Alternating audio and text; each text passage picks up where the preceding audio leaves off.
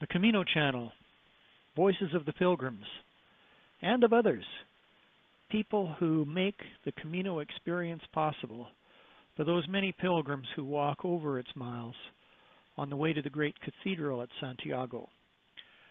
There are people behind the scenes who man the websites, look after the albergues and refugios, and who generally work to coordinate the approach of pilgrims to the cathedral and to the trail itself.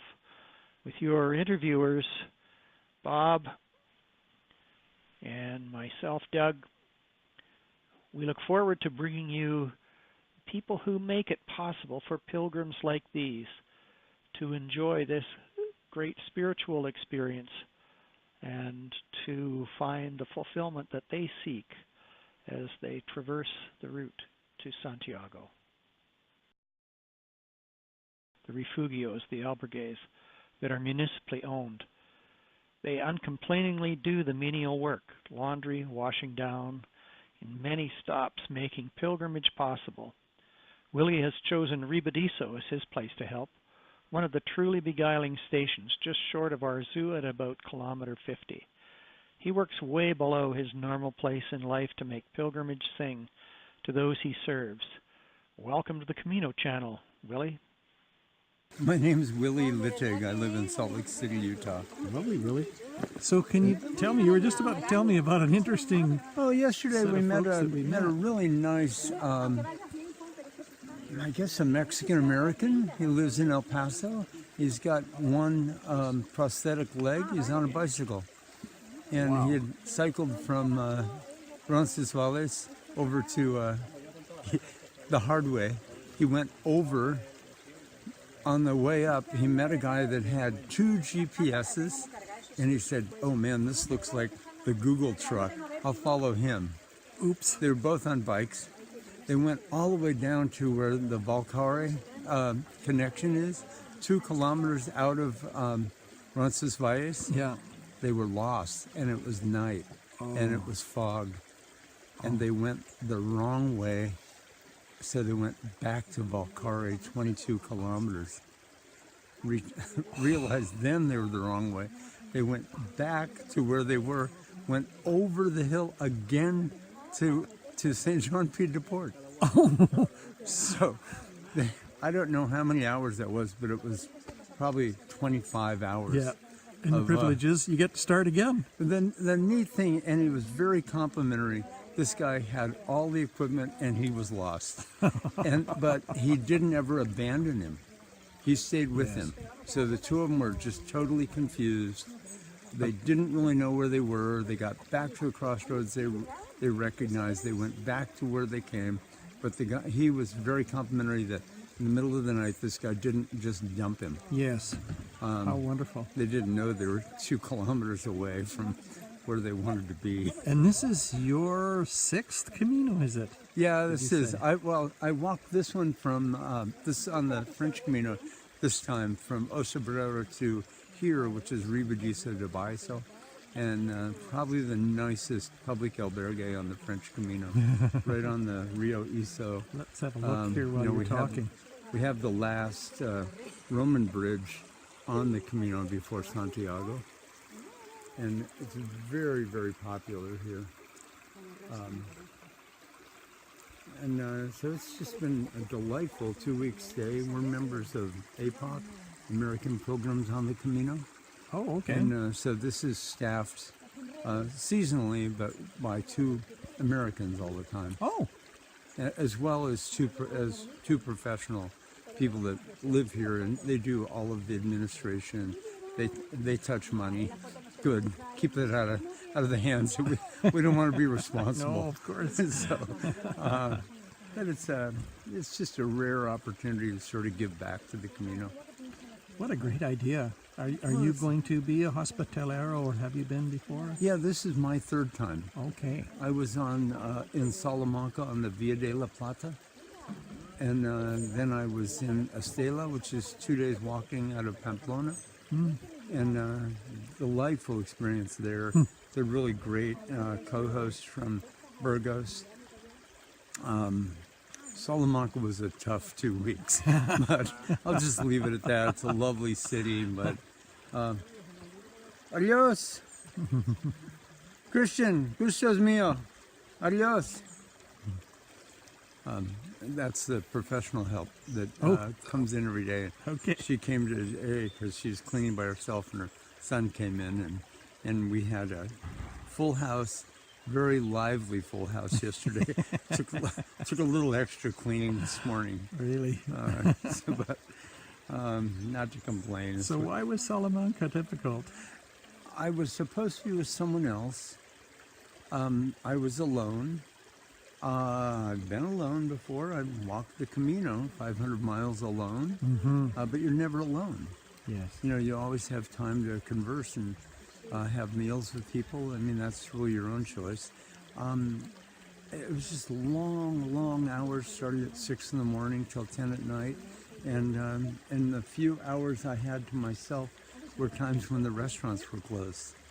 So You had no ability I had to a eat chance and to catch eat. up. I could only have bar food, Uh-huh. you know, and I know the bocadillo is the national food, but it gets tiring. Enough is You know? enough. So I would have liked to have had more opportunities to sit down, have a meal with someone, Yeah. and it would have been more interesting to work with someone else. Tell me Although- how if you wouldn't mind, how your motivation has changed over the times that you've come. That Motivation, your idea about why you're here and what you're doing here. well, when I first walked the French Camino, that was my first Camino. I had a bad ACL, MCL for 8 years. Originally, the doctor told me I was too old to fix it. Oh, yeah. Then I, thank God, That's nice. found another opinion 8 years later after, you know, being careful walking off a street curb or anything else. Yeah. And got a great doctor. He fixed that. And I just told myself that, you know, because I had just been a couch potato for 8 years, you know, limited physical activity because I couldn't trust my leg.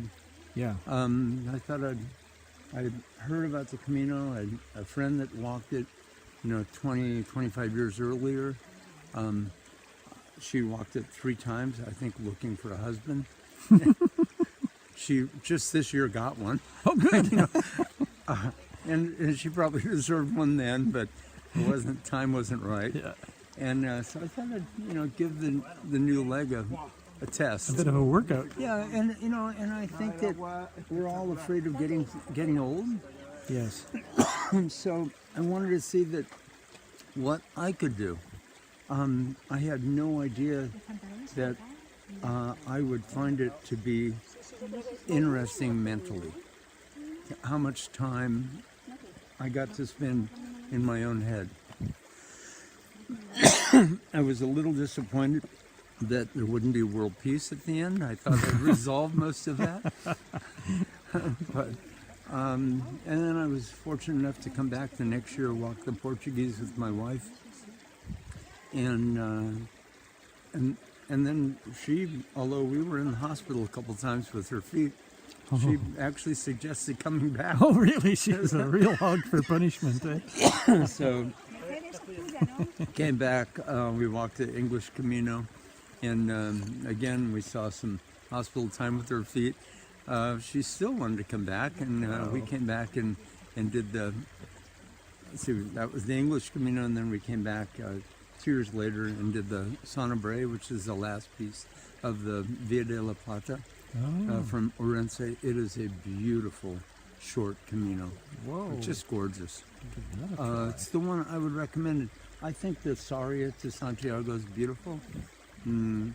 There's no one on the Orense to Santiago. There's very, very few people. It's gorgeous. The albergues are lovely. It's just not the one. Another that's, version. Yeah, it's just it's, you know. I mean, I would put it way over, the English or the Portuguese for short caminos. Oh. I think it was a good experience. Anyway, Wow. I had come and been a volunteer here a couple times. You know, like I said, Salamanca and Estela, and Yes. and then here in Ribadiso, and then luckily Pam didn't have to go through training with me to come here this year and work, the two of us.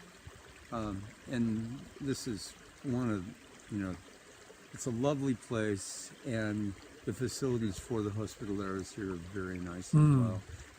And everyone comes across this bridge. This is the focal point. I mean, at this point you have the Via de la Plata, you've got the Primitivo. All of them have now linked for the last 40K into Santiago. Many people will stop early in the morning here and spend the whole day to kind of get ready for the final 2-day push. And I think it's just a great place to stop. Wow. Really, I want to thank you very much for sharing You're your welcome. story Thank with you. me. Yeah. And I know that the folks that watch the Camino channel are going to have a great time. Oh, good. Seeing, I hope they seeing do. you and hearing about the very, very many versions of the Camino, and being a Hospitalero, which is another whole side of the Camino experience that perhaps people have never considered. The only frustration is that there are some large trout and it's not fishing season. Boy, wasn't that a great talk? I so enjoyed these people. We're looking forward to the next one.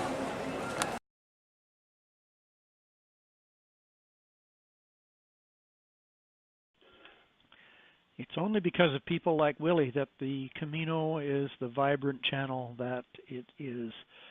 We're very grateful to him for spending time and to telling us about the glorious albergue Ribadiso at about kilometer 40, just short of the big push for the cathedral. And we'll look forward to having you be with us for another installment on the Camino channel. Voices of the Pilgrims. Please subscribe so that you can catch the next one. Thank you.